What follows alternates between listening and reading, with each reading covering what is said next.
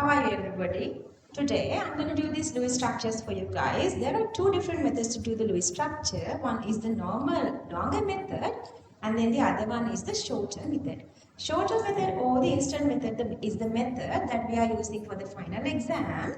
But to get that knowledge, we first need this longer method. In the longer method, I'm going to show you guys here, there are steps that we're going to do. So the very first step is, here we need to find what is the most electropositive element. Okay, so for that, I have taken two different examples. Example 1 is the CO2 and the second example is bicarbonate. Okay, I have taken two examples. One is without any charge and then the second one is with the charge. Okay, if you go with the very first one here, the middle element, central element is supposed to be carbon and also here it's supposed to be carbon, which is having the least electronegativity. So we're going to draw the carbon to the middle and then just we are joining with sigma bonding, we are joining. How many atoms are there? We are just joining those atoms. But in the second one, again, the central atom is carbon. And we have 3 oxygens. So I'm going to join just these 3 oxygens around. Those are again with sigma bonding plus. Then the next rule is whenever we are joining hydrogen or fluorine, we have to join them to the terminal. So that I am joining hydrogen to the terminal. That actually is the next rule. Here is the next rule.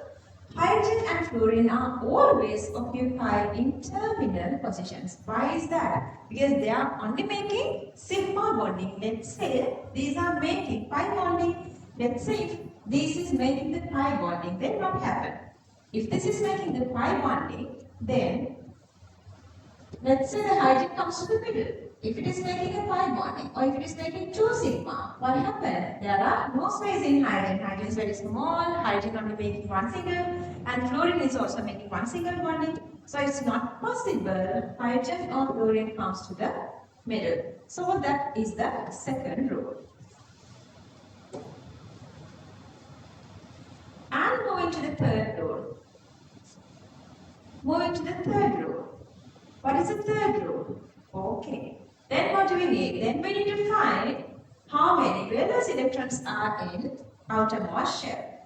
Okay, so that we have taken again the same examples. We're going to go with the carbon dioxide and then bicarbonate. And my third example I have taken ammonia. So I have 1 neutral, 1 negative charge and 1 positive charge. Let's go with the carbon dioxide, the neutral one. Find out the summation of valence electrons of the molecules and do the correction. Okay, then if it is neutral, we just going to go calculating carbon group 14 so that it has 4 electrons. Oxygen group 16 so that it has 6 electrons. But still we have 2 oxygen here, so multiply by 2, so that is altogether 4 plus 12, that is 16 electrons in valence shell. Then the next rule, we're going to go through if negatively charged. If negatively charged, see bicarbonate is having a negative charge here, add the charge to the valence electrons.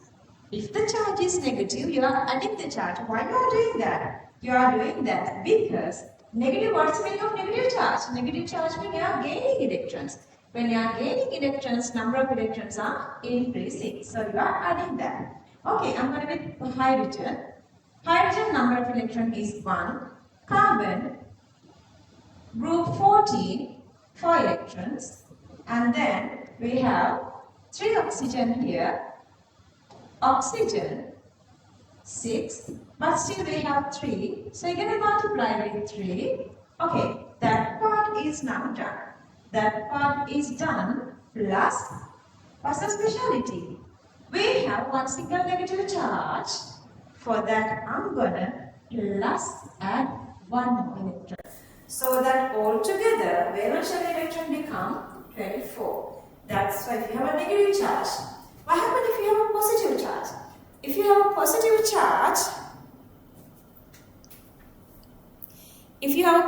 charge, what happens is when you are having a positive charge,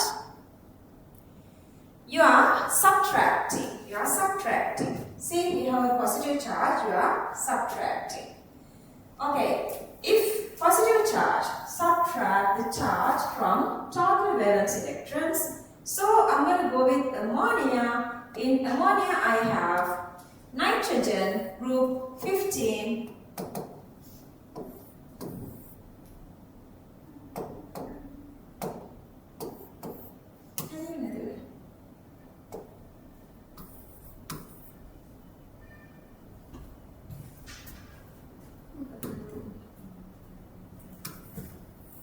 Okay, the board is disturbing. Okay, so the nitrogen, so it's group 15, so it has 5 electrons, 4 hydrogen, each has 1, so it's 5. Then what happens? Since we have this positive charge here, I'm gonna subtract 1 from that total number of valence electrons, so that's become 8. Okay, now we found how many electrons in valence shell. Let's see what do we do now. Okay, then we need to find total electron pairs. Since we have already calculated number of electrons in valence shell, and since carbon dioxide is having 16 electrons, to get pairs we have to divide by 2. 16 divided by 2 is 8 pairs. And for bicarbonate we found 24 electrons. So that 24 divided by 2, that is 12 electrons. Okay. So what would be the next step?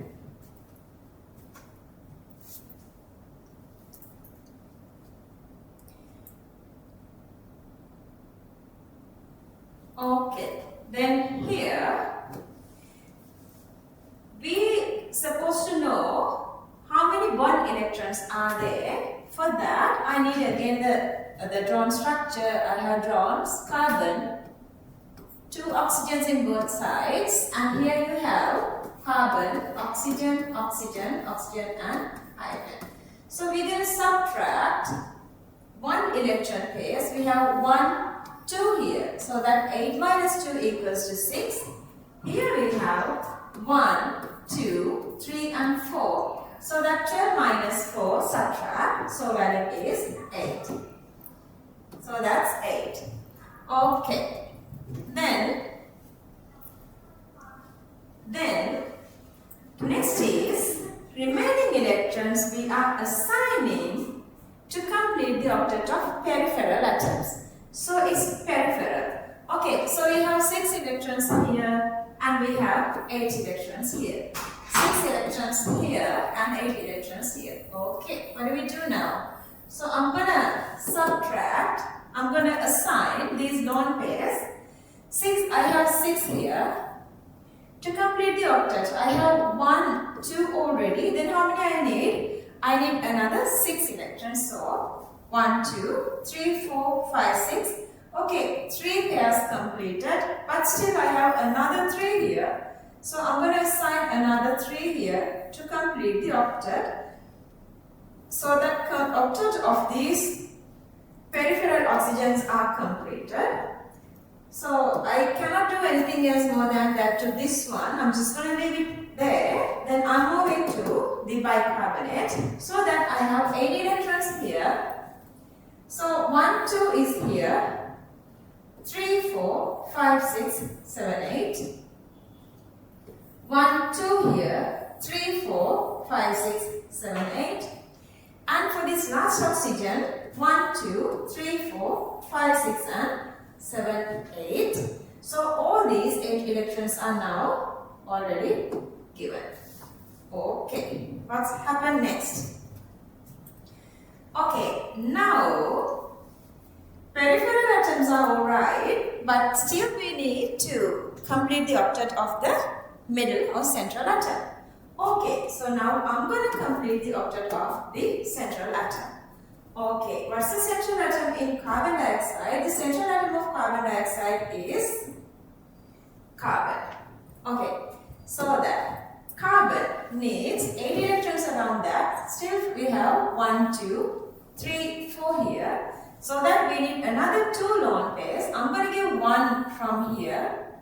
Then I have 1, 2, 3, 4, 5, 6. Another one from this direction. So I have 1, 2, 3, 4, 5, 6, 7, 8. Okay, still I'm going to check the octet of these terminals. 1, 2, 3, 4, 5, 6, 7, 8. That's completed. 1, 2, 3, 4, 5, 6, 7, 8. That's again completed. Okay. All octet of all these 3 carbon and 2 oxygens are completed. I'm going to the other side, that's for bicarbonate. Here, this already having 3 lone pairs. So it needs only 1 single lone pair, and see that you can get from any direction of this one or this one. See, you have excess electrons here, like 7 electrons. You again have 7 electrons around. But you are not going from this side. This has only 2 pairs. These 2 are having 3 lone pairs. So these are the electrons I am trying to provide to complete the octet of carbon. So that one of these electrons are having the same. This and this are having same environment. So I am going to give one of this. Then it is becoming the one here. One here. Okay. Now the octet is completed. Okay, so lastly, this molecule is carbon dioxide. If you go with the very first molecule, so this molecule is carbon dioxide and the second molecule is the bicarbonate. First molecule is carbon dioxide and the second molecule is bicarbonate. Okay, this molecule exists its chemical form as CO2 and then the second molecule is existing as HCO3 minus. What happened? This is representing the molecule. Molecule is neutral. But can this be neutral? This cannot be neutral because you have a negative charge here. So still we have to find the formal charge. Let's see how do we do that. Now we are going to find the formal charge of each of these. For that, I'm going to use these 2 formula here. I'm going to use this formula. Assign formal charge on each atom. For that, I am using this little formula. Formal charge equals electrons in valence shell. Electrons in valence shell minus electrons assigned on atom. Electrons in valence shell minus electrons assigned on atom. And also, another method is there to find these electrons assigned on atom, which equals number of lone pairs plus half into number of one pairs. Number of lone pairs plus half into number of one pairs. Okay, let's move on with these given 2 examples to find that.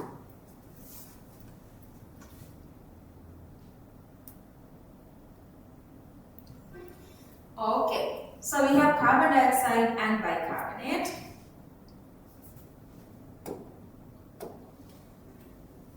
Okay. Carbon dioxide. Okay. Oxygen.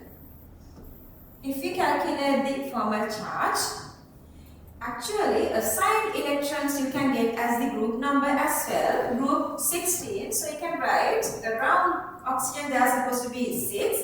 But how many are there? 1, 2, 3, 4, 5 and 6. 6 minus 6 equals to 0. So that the formal charge of this oxygen equals to 0. And then move into the other side oxygen. Then group 16. So there are supposed to be 6 electrons. Let's see how many there are. 1, 2, 3, 4, 5 and 6. 6. 6 minus 6 equals to 0.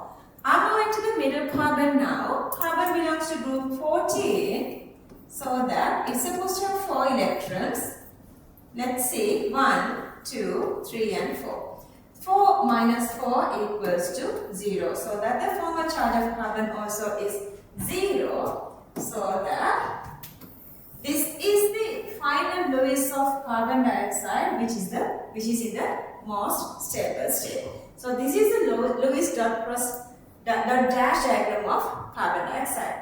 But if you are going to the other side, if you go with this bicarbonate, okay, if you go with this oxygen, group number 16, so there are supposed to be 6 minus around oxygen 1, 2, 3, 4, 5 and 6.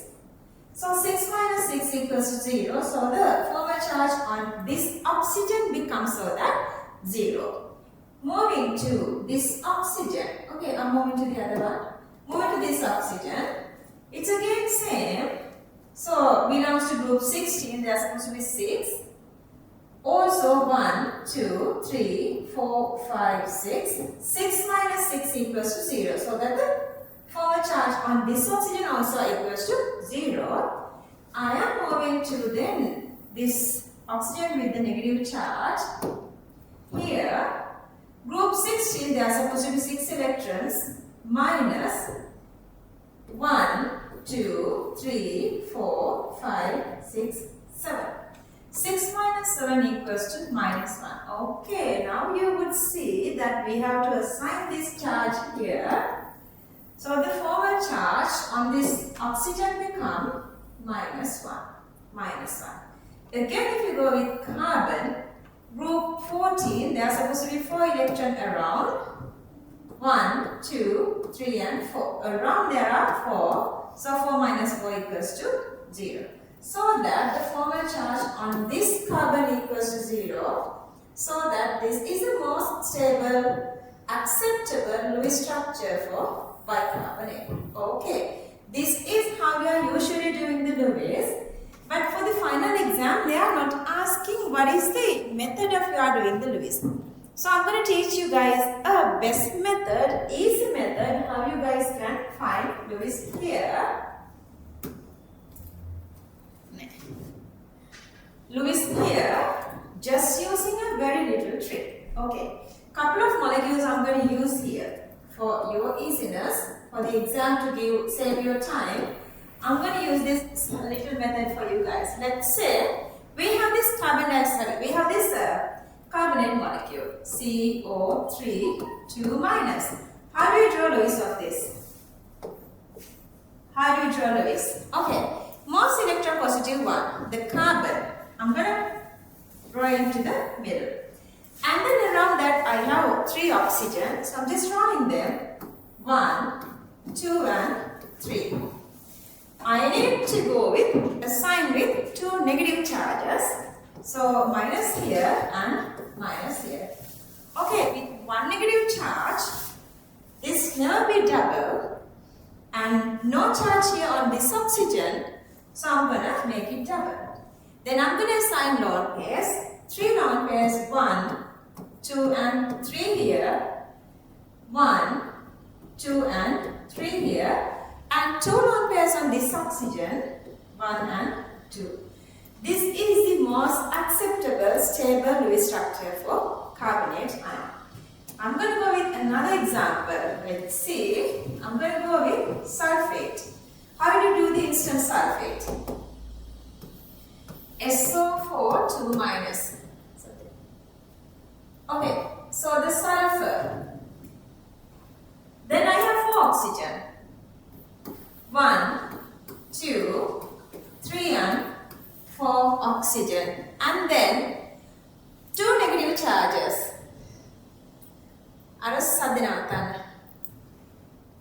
Okay, so that 2 negative charges, minus here and minus here. Okay, that's all the information we can get from this molecule SO4 2 minus ion.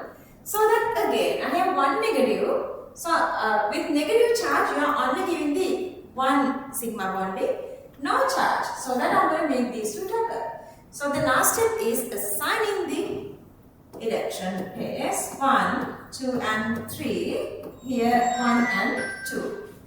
Here again 1 and 2 and here 1, 2 and 3. Okay, so this is the most stable Lewis structure for sulfate. Okay, let me go with another. See, now it's getting easier. It's getting extremely easier.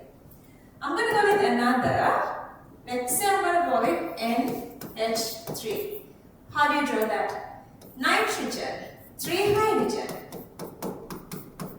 and 1 lone pair. I'm going to go with NO3 minus, nitrogen, 3 oxygen, 1 negative charge. Then I'm going to double these two. But you're going to come across with another problem here. Nitrogen belongs to second period. You cannot keep extended octet. You cannot keep 10 electrons on nitrogen. So I'm going to remove one of the bond here. Instead of that, so that I'm going to give a negative charge here and positive charge here.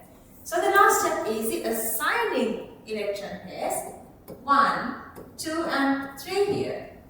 1, 2 and 3 here, and then 1 and 2. Okay, so you guys can see there are two different arrangements of Lewis for nitrogen. Either it is always going with 3 bonds with lone pair, or 4 bonds, whatever they were, with plus charge. So this is the basic method that you are doing Lewis structures. So that just get practice like that. If you need like any support, you can contact with WhatsApp actually. So there are lots of different molecules you have usually go with these covalent molecules. If you try better, so you can do Lewis very easily, the best.